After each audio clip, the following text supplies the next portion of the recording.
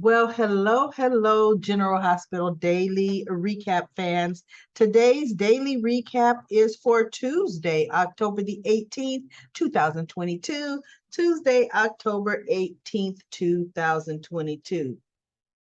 Well, I don't know what happened at the end of the show. Oh, we'll get there later. I'll get there later because I'm like, wait, huh? So, okay. Now let's get through the boring stuff first. Cody and Britt. He goes back to her hotel room. He's going to look through not Nathan. Nathan's a good guy. Peter August's box of stuff with Britt just to be support. Really, he wanted to see what was in there because there's something hidden about Cody and Britt's family. There's something there. So in the end, they find this silly safe deposit, a key to a safe deposit box, but they don't know where it's at. So Britt's gonna have to find it. But guess what? It's gonna be somewhere in Port Charles, right? Peter August traveled all over the world, but he kept that safe deposit box in Port Charles. Watch, they're gonna find it. So Cody, for some reason, was trying to convince her, no, you don't want to find it. You don't want to look for it. Just leave the past past. That's because he wanted to break back in there and steal that key and try to find it himself. That's exactly what that was about. So anyway, it's going to be on the hunt for Peter August safe deposit box. And we have Scott and Ava at the Metro Court at the bar. Scott's trying to draft up some things he can use in the divorce. He's like, okay, you know what? You tore up the prenup. You tore up something else. So look, we got to start all over again. You need to file divorce first.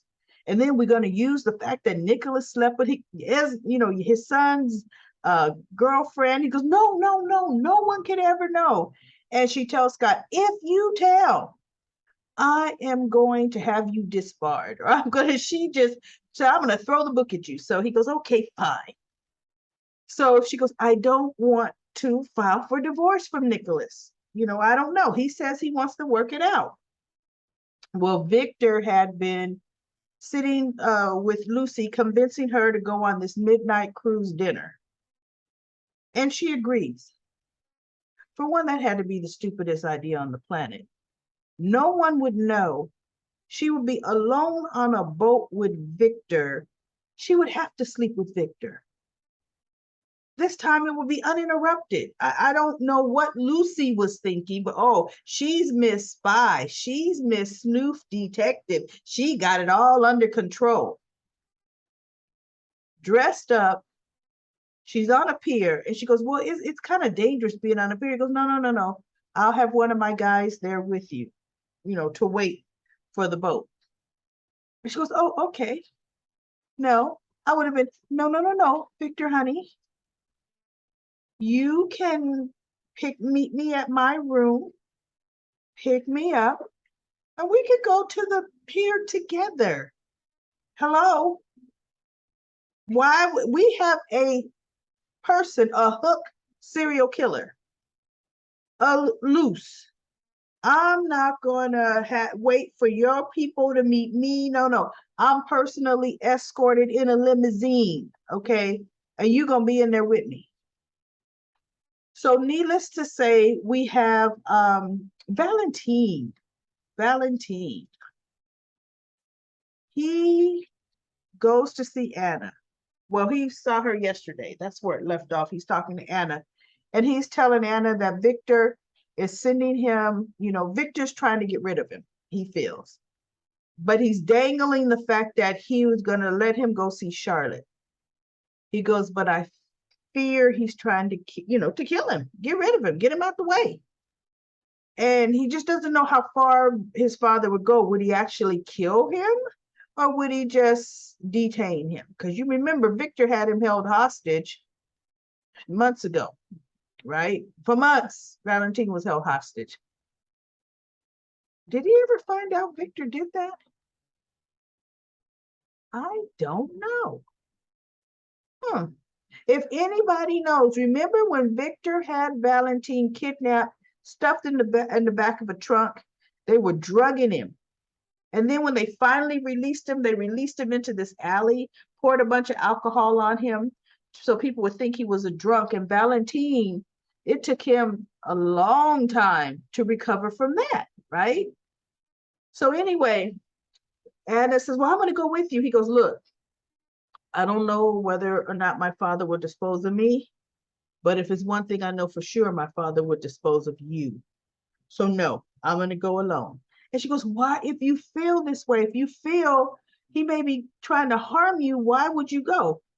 He said, because more than I fear that, I miss my daughter. And if he actually lets me see her, I'm not going to miss this opportunity. And she goes, but he goes, if it were Robin, what would you do? She looks, she goes, oh, you know, because she knows she would do anything to try to see Robin if Robin was put away and held and she couldn't, you know, be close to Robin. So needless to say, Valentine leaves. He goes to the plane. There's a bottle of champagne sitting right there. I mean, not a bottle, a little glass, champagne glass. And I thought, well, that could be drugged. And he picked it up and he's looking at it because I know he's thinking, well, this could be drugged. Please. No. I'm not even drinking water up on this plane, okay? No. So he sits the glass back down, and we're gonna get to see more of what happens to Valentine this week coming up. So Victor goes over to talk to Ava at the bar where Scott is talking, and Scott says a few choice words to him, and he brings up Lisa Ulbrich. Victor does, and Scott's like, Lisa is fine, and Lisa, whatever he says, and Scott is looking and he's seeing Lucy Cole getting ready to leave to go get dressed to leave for the the little cruise. So Scott gets up and he goes to head Lucy off to give her a hard way to go about, what are you doing with this Victor Cassadine? And so, but before that happens, Victor, oh, Ava.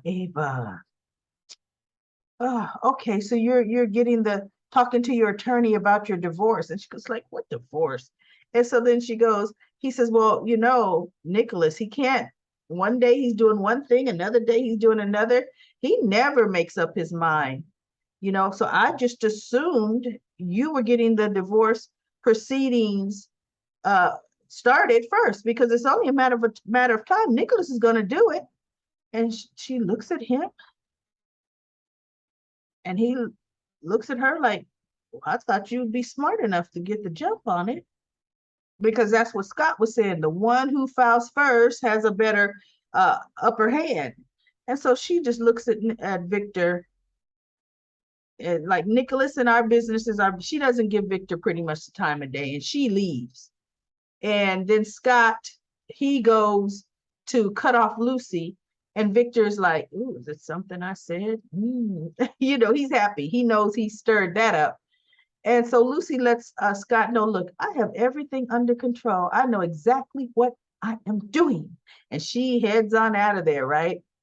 So it shows Lucy getting dressed, this little sleek, nice little pants outfit. I liked it, with that very expensive diamond necklace on, okay, and the bracelet.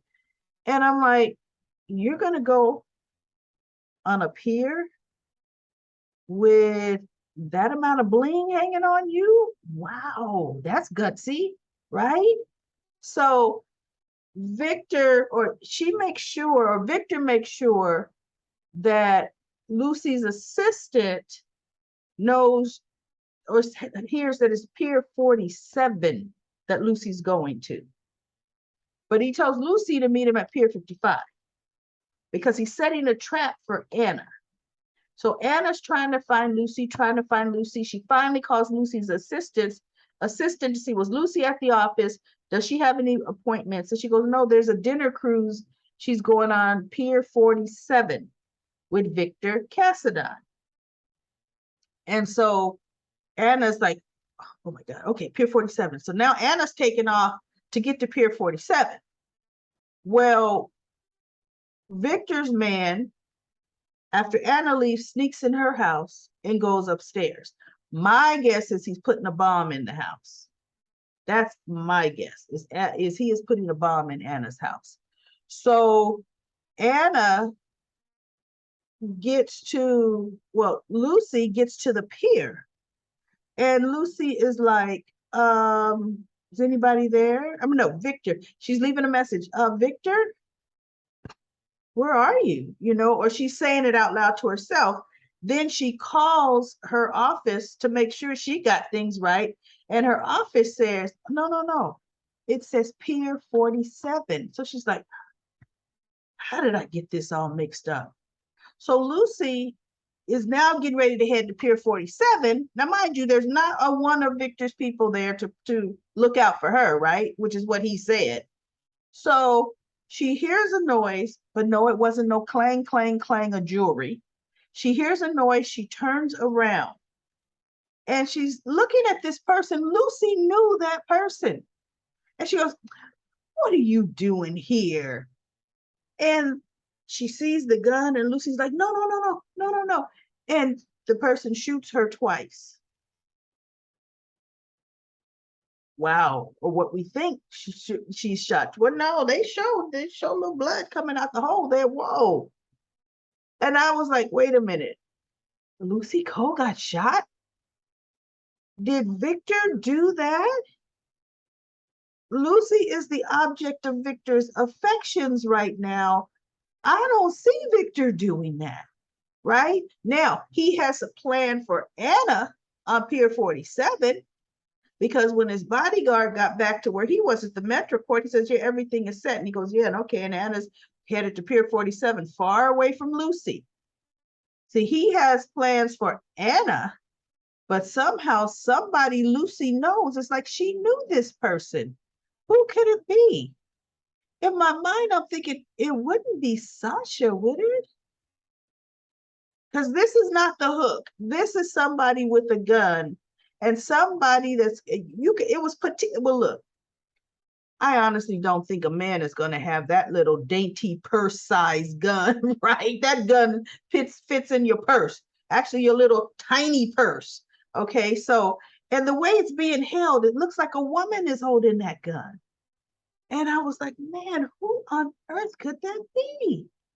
So this is going to be interesting. General Hospital, they've got some twists and turns going on right now. I don't know if Lucy was really shot. Part of me thinks somehow Anna didn't go to Pier 47. She went to Pier 55. And I would kind of think Anna would shoot Lucy, but with blanks, because Anna needs to get Lucy out of commission. So I would think she would shoot her with blanks and then take her. I don't know. This has me going all over the place with my guesses. I want to know, what do you all think happened here? Who could this be? So then the only other really good part, I thought it was actually very, very predictable. Nicholas goes into the north wing to give Esme, I guess, probably a sandwich and some milk, and he tells her, step away from the door, Esme. And so she steps back and he puts it down. And he's talking to her, but she's like, you better let me out of here. You can't keep me locked up here. And he goes, look, let me tell you, ain't nobody looking for you. Actually, Nicholas kind of got in her head a little bit. He says, for one, the only person or people looking for you is the police department. That's so they could put you in jail. You have no family, no friends, nobody's looking for you. And so she's like, that's where you're wrong. My father is looking for me. Because he was headed out the door, and then he turns around, he comes back in, shuts the door, and I thought, oh no, here you go, Nicholas, come back in. And he goes, you don't have a father. She goes, yes, I have a father. I just may not have told you about him. But my father, he knows I'm alive.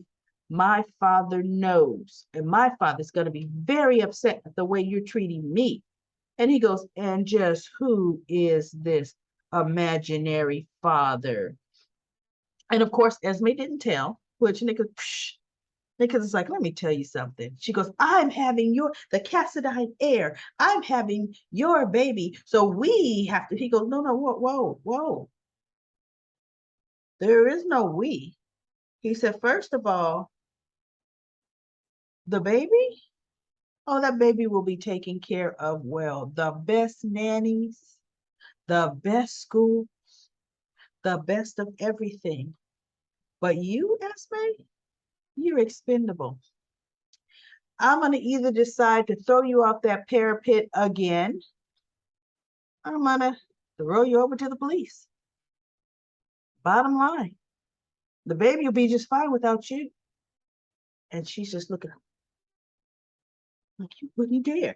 So anyway, he has his back. He's leaving. He's getting ready to unlock the door to go out. She picks up this candlestick and she tries to bum rush him. And he can hear her because the stupid chick, as she got close to him, says, ah, girl, why did you shut up? On him.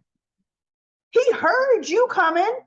Gee, gave him time because he had the little tray, the silver tray that he brought her lunch in. He turned around, hit the candlestick away with the tray, right? And he hits it out of her hand, hits it away, and he grabs her and he's pushing her back. And she realizes, oh shoot, I'm no match for him. Oh my, because he was actually angry as he's doing this, right? And so she kind of gets back. She goes, no, no, my baby. Oh no, oh no, no. And she touching herself like, oh no, no, no, my baby. Oh yeah. And he stops and he goes, you know what? He says what did he say to her? Something he said to her. I forget what he said to Esme, but it was like, you know what? You're lucky. You try that again and you won't be so lucky, right? So he goes out and he locks her in and she's banging on the door. No, I'm the mother of your child. Yeah, what I deserve respect. Oh, yeah. So Nicholas goes downstairs and he's waiting. Or not waiting, he's just in the little lounging area, the living room. And the doorbell rings and it's Ava. And he's like, Ava, what are you doing here? And she goes, I thought we weren't keeping any more secrets from each other. And he's just looking at her like, what are you talking about? Because you can't know about Esme that I have locked in the North Tower, right? How does she know about that? Nicholas, so stupid.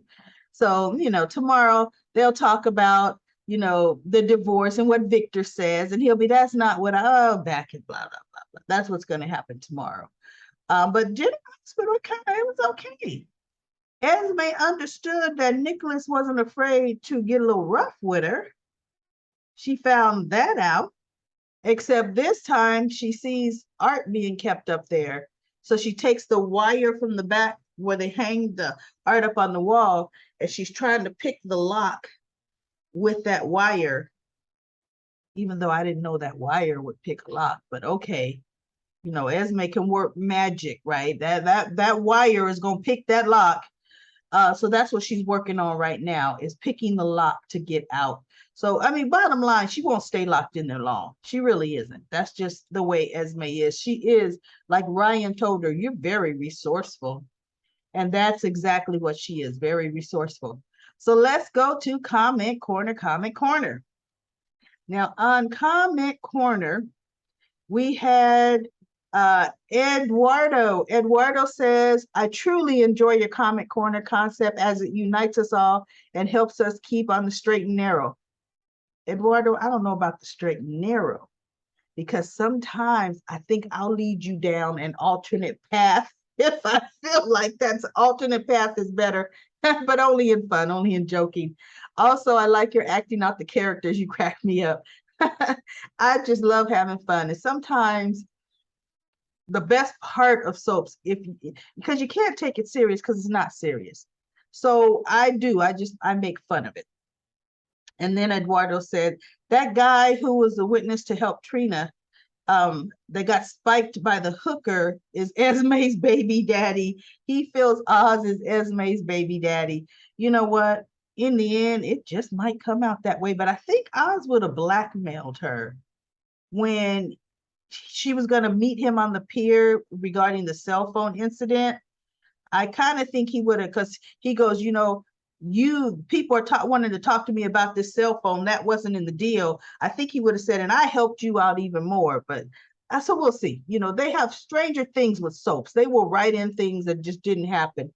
And then Cindy says, Carly and Peyton had an emotional scene standing up in the middle of a public restaurant, just like Nicholas and Ava aired their family's mess at the Quartermain picnic, overheard by Spencer, who got drunk and threw up in the Quartermain flowers. These kinds of things should be handled privately. Soap operas never handle things privately. I tell you, bank robbers could be discussing their next bank robbery, and they're going to do it right there out on the terrace at Kelly's. Hey, listen, we're going to hit up Fifth and Elm. Now, Tim, I need you to be the getaway. Okay, you're going to drive the car. You're going to wait. Now, Sam and Terrence, you're going to go in the bank with me. Okay, now we're going to have ski masks on. they will do everything in public on soap operas, right? And Cindis also says the Cody, Scorpio, Maxie, and Austin storylines are a big yawn. Yes, they are horrible. I don't know why they have Cody getting closer to Britt when they feel that I guess Britt's going to be leaving the show. I didn't know Britt was going to be leaving the show. And then Cindis says, yes, the Peyton woman's sudden change of heart towards Carly was unconvincing. Talk about, yes, out of nowhere. I don't know what was the point of the whole cemetery storyline. And it wasn't interesting at all. But I bet Carly and Drew consummate their relationship on the beach of Florida. And Michael says, Peyton Honeycutt is a stuck-up Floridian. That was weird science between her and a weird scene between her and Carly. What was the point of the whole storyline? You know what? We're all wondering that. We all could have missed that and not skipped a beat, okay? Robin says, I know you don't think they will make Carly's mom an old baby switcher story. No, they're not. I think they just thought, let's fill in some space. Let's do that. I don't know why. And Michael says, I don't know where the storyline is going. Maybe baby switch. I hope not. I don't think. Oh, hopefully you're talking about Nell. I mean, not Nell, Esme, but I don't want to see another baby switching story for another 5 years. Anna Rihanna says, oh, Victor is going after them all. I know the older Cassadine men are notorious for revenge. And Robin says, yes, Victor is a smart and powerful man and knows their plans through Lucy's necklace. And Jane says, who is the woman with Carly? She seems shady. That was Peyton, somebody from Carly's past. And yes, she is. I just don't feel that change of heart was a true change of heart. And if it was, what horrible, horrible writing tie-up. Horrible. So anyway, that is it for Comic Corner. That's it. I'll be right back tomorrow. I can't wait to see what happens to Lucy. And actually, what's going to happen to Valentine? Man. Okay, so that's it for today. I'll be back tomorrow.